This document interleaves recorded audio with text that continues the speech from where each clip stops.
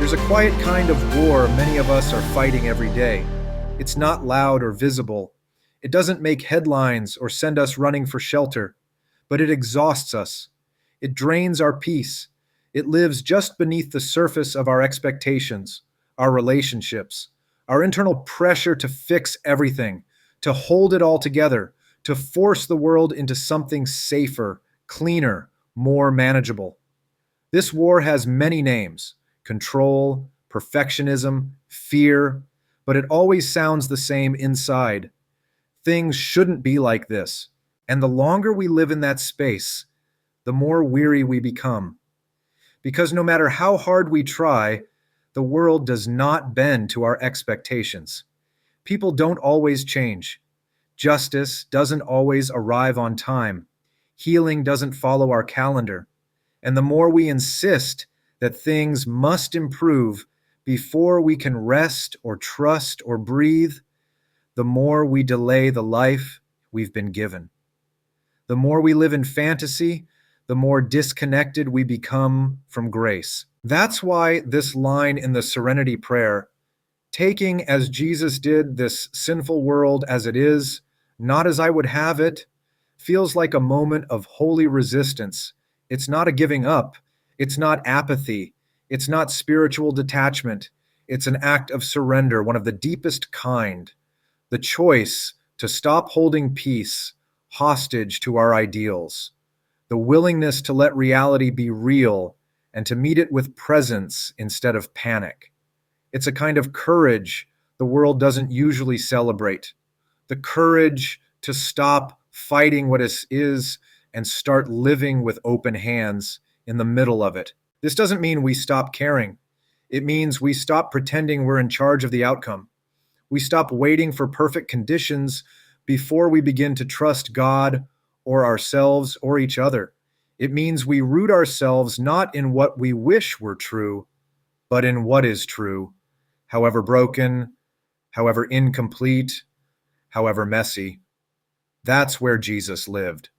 Not in the sanitized version of the world we long for, but in the actual world we wake up to, the one filled with contradiction, with beauty and betrayal, with healing and harm, with light and shadow and mystery and tension. And if we pay attention to how Jesus lived, not just what he taught, but how he moved, we begin to see something that disrupts the narrative we've often inherited. Jesus did not demand that the world be whole before he entered it. He didn't flinch at its dysfunction. He didn't require order before he gave himself fully. He didn't come to erase the brokenness, but to be present inside of it. And in that presence, he redeemed it. We've been taught, subtly or explicitly, that peace comes from things being right, that we can finally breathe when the circumstances improve, that holiness is neat, tidy, controlled, that real faith is strong and decisive and sure of itself. But what if peace isn't found in mastery? What if it's found in surrender? Not the kind that gives up, but the kind that gives over our insistence, our superiority, our belief that we know how things should go, our quiet arrogance that we could do God's job better if only we had the tools. This is where the false gospel of perfectionism creeps in. It convinces us that peace is earned, that goodness is proven, that rest is a luxury reserved for the morally superior or emotionally invincible. Perfectionism tells us that we must get everything just right. Our prayers, our parenting, our performance, our people, before we're allowed to exhale. And when that impossible standard collapses, as it always does, we're left feeling ashamed, discouraged, or resentful. Often all three. But Jesus never operated by the logic of perfectionism. He walked through villages full of illness, through systems full of injustice, through hearts full of contradiction, and he did not flinch. He named reality, but he didn't run from it. He told the truth, but he didn't shame. He called out brokenness, but he also touched it, healed it, dignified it. He didn't live with clenched fists. He lived with open hands. And that posture, the open hand, the surrendered heart, isn't weakness. It's clarity. It's strength of a different kind. The kind that doesn't need to control in order to feel safe. The kind that doesn't demand constant affirmation to feel secure. The kind that can stay present even when things don't resolve. This is the kind of strength that doesn't threaten or posture or escape. It abides, it listens, it sees, it trusts. When the prayer asks us to take the world as it is not inviting us into passive tolerance of evil or suffering. It is inviting us into honest engagement with reality, a reality that God is already within. It's the refusal to live in denial or fantasy. It's the death of the myth that peace requires perfection. It's a declaration of trust that God is here now in this, before anything changes, while things still feel unfinished, and that He's not just present, He is at work. And if He is at work, even in what feels unfinished, then we don't have to rush toward resolution just to feel okay. We don't have to solve every problem before we rest. We don't have to force every relationship into healing before we believe reconciliation is possible. We don't have to achieve clarity before we believe God is leading.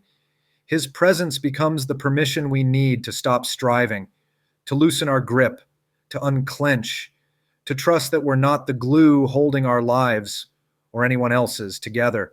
This is what Jesus modeled in every moment of his earthly life. Not frantic problem solving, but faithful presence. He was never in a hurry, never rattled by chaos. He moved slowly, intentionally, and often inconveniently. He chose interruptions. He welcomed tension.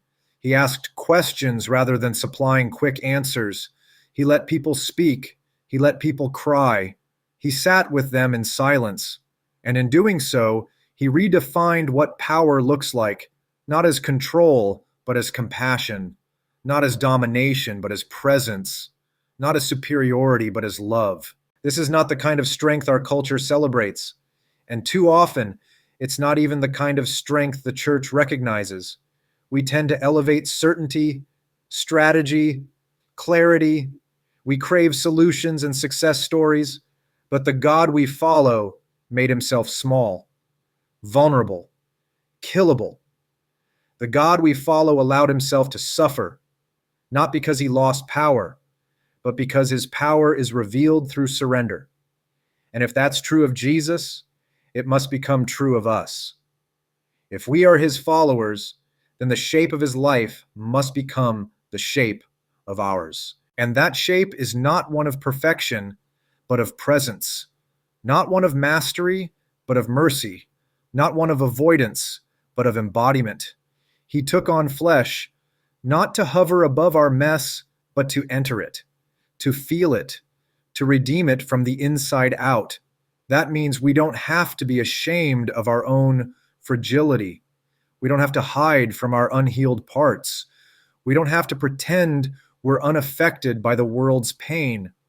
We get to show up as we are, not because that's the end of the story, but because it's where every story begins. What if we let that kind of presence shape the way we walk through life? What if we stopped avoiding the cracks and started seeing them as the places where light can come in? What if we believed that we don't need to be invulnerable to be useful or impressive to be faithful? What if we understood that taking the world as it is also means taking ourselves as we are, not forever resigned to our faults, but gently open to being transformed by grace? This is the kind of posture that disarms perfectionism at its root. It says, you don't have to keep proving your right to exist. You don't have to be someone else to be loved. You don't have to get it all right before you rest. It reminds us that God isn't waiting for the edited version of our lives. He's present in the unfiltered version, the version where you're still struggling to forgive, still learning how to trust, still waking up in the middle of the night wondering if things will ever feel stable again. That's where he meets us, not to rush us along, but to walk beside us at the pace of love. And maybe that's the beginning of a new kind of peace, not the peace that comes from escape, but the peace that comes from presence, a peace that stays, even when the questions aren't answered, a peace that breathes, even when the pressure doesn't lift, a peace that's not delayed until we understand, but available here, now, in the middle of the unresolved, unfinished, complicated world we actually live in. We've often been taught to believe that peace is the reward for getting through the trial, that it waits for us on the other side of obedience. But Jesus showed us something different. He slept through storms. He wept while healing. He gave thanks even as betrayal was on its way. His peace wasn't fragile. It wasn't circumstantial. It was rooted in communion with the Father, in trust, in love, in the belief that surrender is never wasted. That kind of peace rewires the nervous system. It gives us permission to soften, to breathe, to release the fear that tells us we're always behind, always not enough, always failing to measure up.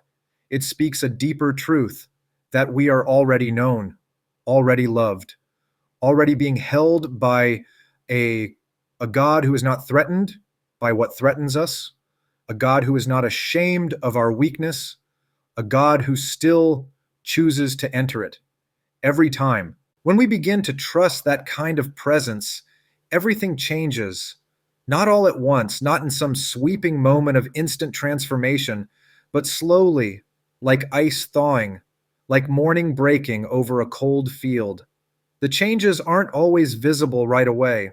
Sometimes they're just felt, a softening in how we talk to ourselves, a gentler tone in how we respond to others, a longer pause before rushing to fix, a willingness to sit in silence rather than fill it with noise, a growing awareness that we don't have to do it all, solve it all, carry it all. These aren't small things.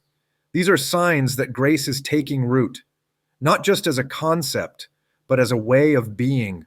Grace doesn't start in our outer behavior. It begins in our nervous system, our breath, our posture. It teaches our bodies that we don't have to be on high alert, that we can trust love to hold us, that we can move through the world without always bracing for impact.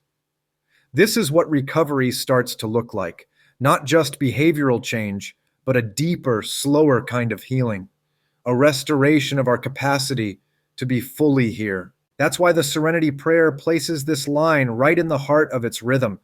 Taking as Jesus did this sinful world as it is, not as I would have it. It's not a passive sentence. It's active. It's intentional. It's a practice of presence, not just observing reality, but taking it, welcoming it, walking with it, allowing it to be what it is without demanding it be something else first. It's not a resignation to despair. It's a release into hope that doesn't depend on circumstances. When we live this way, we begin to engage the world with compassion rather than critique. Instead of standing at a distance, evaluating how everyone else should be behaving, we begin to draw near. We start noticing the complexity behind people's actions, the stories behind their pain, the wounds beneath their resistance. We stop needing to control them and instead start seeing them. And maybe, for the first time, we begin to see ourselves with the same kind of mercy. This isn't just philosophy, it's deeply practical. It shows up in how we handle delays, in how we speak when we're interrupted, in how we respond when someone disappoints us, in how we deal with plans falling through, in how we breathe when the diagnosis arrives, or the apology never comes, or the prayer remains unanswered. This way of living isn't lofty, it's grounded, it's earthy. It teaches us to wash the dishes with reverence, to answer the phone with patience, to sit in traffic without falling apart. It touches every part of ordinary life and sanctifies it. Because when we stop demanding perfection, the world becomes sacred again. Not because it's finally fixed, but because we're finally present. We start noticing how much goodness is already woven into our days. The smile of a child, the taste of warm coffee, the sound of a bird in the early morning, the feeling of being heard, the grace of someone sitting beside us in silence. These aren't distractions, they're gifts, and they only become visible when we stop scanning for what's wrong and begin receiving what's here. Taking the world as it is also means we stop holding God hostage to our expectations. We stop evaluating his faithfulness by how well things are turning out. We stop interpreting delays as punishments. We stop reading silence as abandonment. We begin to trust that God is not defined by our disappointment, that he can hold what we cannot, that he is good even when life is not, that he is near even when we don't feel it, that he is at work even when we can't see results. And in that trust, we are slowly changed. Our grip loosens, our breath slows, our heart softens. We stop reacting and start responding. We stop panicking and start praying. We stop trying to control the process and begin showing up for it instead. We learn to sit with our questions without forcing answers. We learn to wait without growing bitter. We learn to love without needing guarantees. And maybe most surprisingly of all, we learn to live with peace even while the pain is still present. That's the kind of peace that doesn't come from effort. It comes from presence. It's not achieved, it's received. And the only requirement is that we stop pretending and start trusting. Trusting that the God who took on flesh is still taking on the reality of our lives, entering it not with disappointment, but with love. Not to shame us, but to sit with us. Not to fix us quickly, but to walk with us slowly, with kindness. Always kindness. When we begin living from that place, the shift doesn't just stay within us, it echoes outward. Because the moment we stop treating ourselves as projects to be perfected, we also stop treating other people that way. We stop approaching every relationship as a problem to be solved. We stop subtly trying to control how others behave so that we can feel okay. We release the need to correct everyone, to fix everything, to be the emotional center of gravity in every room. We begin to let people be who they are, even when they're still in process, even when it's uncomfortable. This is where so many of us feel the tension. We want to grow in grace, but we also want to protect ourselves. We want to practice presence, but we also want to stay safe. And so much of our control comes from fear. Fear that we'll be taken advantage of, fear that we'll be hurt again, fear that if we're not constantly vigilant, everything will fall apart. But what if safety doesn't come from control? What if it comes from trust? Trust that God sees what we can't, that he defends what we cannot, that he is the one holding the structure of our lives together, not us. That trust is what allows us to step out of the role of being the hero. It gives us permission to rest, to tell the truth, to not know everything, to not have all the answers. And it gives others permission to do the same. When we stop demanding perfection from the world, we create space for others to show up honestly too. Our homes become softer, our churches more welcoming, our friendships more life-giving, our recovery groups more authentic, because we've laid down the expectation that everyone should be further along by now, and we've picked up the quiet joy of simply walking with people where they are. This is how the kingdom of God breaks in, not with spectacle, but with presence, not with impressive achievement, but with humble faithfulness. We start recognizing that peace isn't just for the quiet moments at the end of the day. It's for the conflict, the commute, the tension-filled meetings, the hard conversations, the tears at the kitchen sink. It's for the middle of things, the messy, unresolved, confusing middle.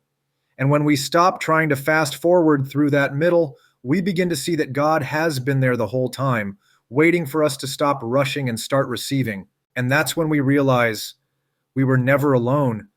not in our confusion, not in our waiting, not in our failure, not in the versions of our story we thought disqualified us from being useful to God. He was there, in the shame, in the silence, in the detours, in the heartbreaks, not passively observing, but actively loving, holding space, holding us. So now we get to live differently, not as people who need to pretend everything's fine, but as people who've been changed by the grace that met us when nothing was fine. We get to walk into rooms without performing. We get to love people without conditions. We get to stay when things are hard. We get to rest, not because all the work is done, but because we know the one who never stops working. This doesn't mean we don't care about justice. It doesn't mean we don't long for change. It doesn't mean we stop dreaming or hoping or praying for the world to be healed. It means we stop tying our inner peace to external outcomes. We don't withdraw from the world. We just stop demanding that it be different before we can show up to it with love. And in that shift, we find a quiet kind of freedom, the freedom to be human, the freedom to be real, the freedom to be held. Because taking the world as it is doesn't mean tolerating harm. It doesn't mean denying grief. It means believing that even in the presence of harm and grief, there is a deeper story being told, a story of redemption that doesn't skip over sorrow, but walks through it, a story that sees the cracks and pours grace into them, a story that doesn't erase our scars, but honors them. Because those scars remind us not just of what we've endured, but of how God stayed with us through it. And if He stayed with us, we can stay with each other, with ourselves, with the world. We can stop running. We can stop pretending. We can stop trying to force everything into a version of peace that looks like comfort or order or ease. We can start receiving the kind of peace that exists in the tension, the kind that holds steady when the storm doesn't pass, the kind that says, I trust you, even here, even now, even in this. And even in this becomes more than a phrase. It becomes a prayer, a sacred declaration whispered in kitchens and hospitals and recovery rooms and quiet bedrooms where sleep won't come. It becomes the anthem of those who have tasted the sorrow of unmet expectations and somehow still believe in goodness. The quiet courage of those who've stopped trying to earn rest and have begun to receive it instead. The defiant trust of those who no longer wait for life to be polished before they claim it as holy. This is what it means to live like Jesus, not just to imitate His actions, but to embody His way. He didn't flinch at the world's dysfunction. He didn't back away from what was broken. He didn't wait for things to be okay before He called them beloved, and neither should we. We aren't here to fix everything. We're here to love well inside of it. That's the difference between striving and surrender, between burnout and peace, between carrying the weight of the world and trusting the one who already holds it. This kind of life isn't easy, but it's real and it's sustainable. It makes room for our full selves, not just the parts that look clean and faithful and productive. It holds space for grief, for anger, for disappointment, for doubt. It gives us language for what hurts and also invites us into hope that doesn't require us to hide it. It teaches us to hold both sorrow and joy, trust and tension, ache and peace in the same breath, not as a contradiction, but as a kind of completeness. The world doesn't need more polished performances. It needs presence, and presence isn't flashy. It doesn't draw attention. It isn't impressive on paper, but it is powerful because presence says, I'm not going anywhere. I'm not demanding that you change in order for me to stay. I'm not holding your value hostage to your behavior. I'm here with you as you are. That's how God loves. And that's how we learn to love. Not by trying harder, but by receiving the love that first met us exactly where we were. This episode, this reflection, this one line in the Serenity Prayer, it isn't about giving up. It's about finally laying down the lie that you have to manage everything in order to be safe. It's about stepping off the hamster wheel of perfection and sitting down in the presence of a God who isn't asking for polish. He's asking for presence. Your presence, because he's already given his. And that's where we close. Not with answers, not with resolution, but with trust. Trust that the same Jesus who entered a sinful, suffering, chaotic world still enters ours. That he's not watching from a distance, waiting for us to figure it out. He's here already in the discomfort, in the delay, in the not yet, and he is not flinching. He is holding, healing, guiding, working, and loving, always loving. That is what gives us the courage to take this world as it is.